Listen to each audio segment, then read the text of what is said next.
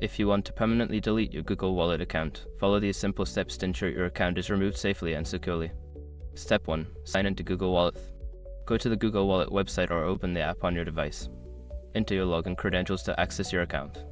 Step 2. Access account settings. Once logged in, navigate to the account settings. This is usually found by clicking on your profile icon or the menu icon, then selecting Settings or Account. Step 3. Find the Delete Account option.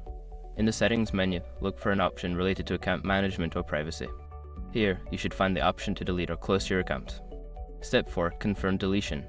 Click on the Delete Account option. You will likely be asked to confirm your decision. Read any warnings or information provided, then confirm that you want to proceed with the deletion. Step 5. Check for confirmation. After confirming, you should receive a notification or email confirming that your Google Wallet account has been deleted.